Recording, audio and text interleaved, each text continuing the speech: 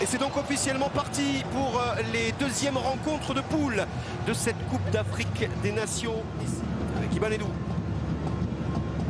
On retrouve Ganette. C'est côté Machine. Reste en décalage. Là encore, c'était la tentative qui sera captée sans problème. Une certaine maîtrise technique et un manque de rythme pour piquer comme ici peut-être avec Nsoué qui ouvre son pied.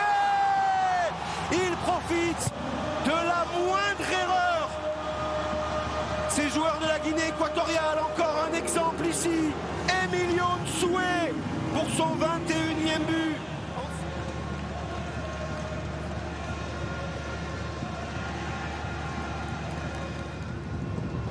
Et voici probablement la meilleure occasion en faveur des joueurs de la Guinée-Bissau. Peut-être ici le centre, la remise. C'était le coup de la fin de cette première période.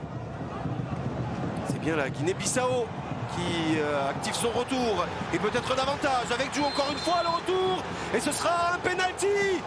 Les 30 secondes qui changent tout. Penalty. Et là aussi on va évidemment demander l'avis de l'assistance vidéo. Là, sur cet angle là c'est difficile de se faire une idée. On va revoir ici. Ouais, il semble qu'il y ait un accrochage tout de même entre Saoul Koko et Francolino Djou. Il s'y prépare en tout cas. Mama Baldé s'est checké. Ouais, il va aller vérifier. Il va aller vérifier. Et donc pour vous c'est faute parce qu'il y a le pied devant en opposition en fait. Je serais pas choqué si, si c'est sifflé pénalty parce qu'effectivement là il met le pied en opposition. Ça empêche l'attaquant de faire son geste, hein. Regardez, voilà, ça empêche l'attaquant de tirer. Ouais, c'est de l'anti-jeu. Ouais, elle a été compliquée à prendre en tout cas, hein, cette décision pour Samuel Ovikanda. Et évidemment l'avis de Saoul Koko, ce n'est pas penalty et ce sera aussi l'avis de Samuel Ovikanda avec Carlos Acapo. Le crochet d'Acapo.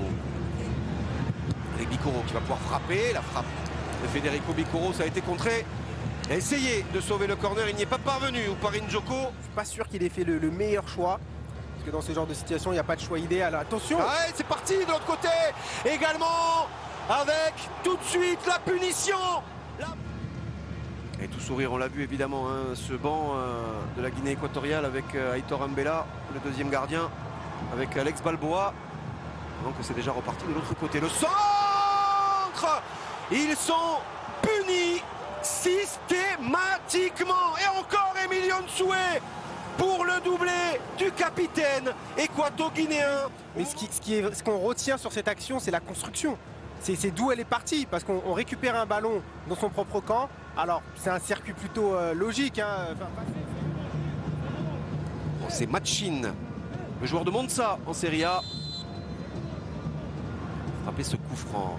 Ce sera directement, c'était cadré et capté en deux temps, dirons-nous, par Ouparin Djoko. Ce dégagement du gardien qui semble totalement anodin et les défenseurs qui se concentrent sur le premier joueur sans... Oh quel bon ballon là encore. Nsoué qui va crocheter Ouparin Djoko. Nsoué pour le triplé. Sera-t-il signalé en position de hors-jeu? Oui, il est signalé. On va attendre. Il n'y a pas grand-chose. S'il y a, il n'y a rien. Ça se joue à rien du tout. S'il y a, il n'y a rien. C'est à voir avec Jefferson Nkada. Le but est validé. Ça fait 4. Ça fait 4 buts à 1 pour la Guinée équatoriale.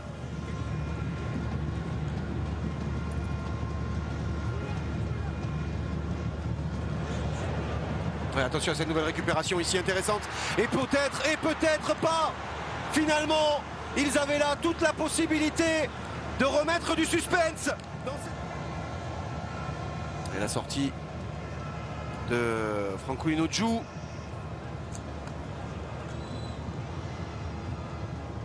Jeune joueur de 19 ans qui est remplacé par José Correa avec le contre favorable. Et de l'appui ensuite. Avec Dalcio pour le centre. Avec ce petit extérieur du pied impeccable de Tseturbo. Qui a été signalé en position de hors-jeu dans un premier temps. Il va attendre là encore une énième confirmation de l'assistance vidéo. Sur cette situation, regardez. Ouais, il n'est pas hors jeu. Hein. Non, non, Il n'est pas du tout hors jeu. C'est ce qui me semblait parce que je voyais bien derrière qu'il était couvert. Non, non. Il n'est pas du tout hors jeu. Alors est-ce qu'il estime qu'il... J'ai l'impression que le ballon touche quand même le torse. Moi aussi.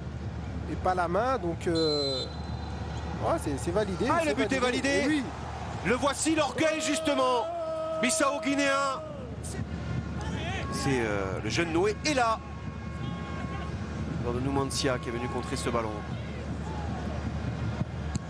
Et encore une frappe, potentiellement, elle était cadrée. Et cadrée en deux temps par Ressus Sowono. Et c'est terminé. Le succès, 4-2 de la Guinée équatoriale face à la Guinée-Bissau. En attendant le résultat de la Côte d'Ivoire tout à l'heure face au Nigeria.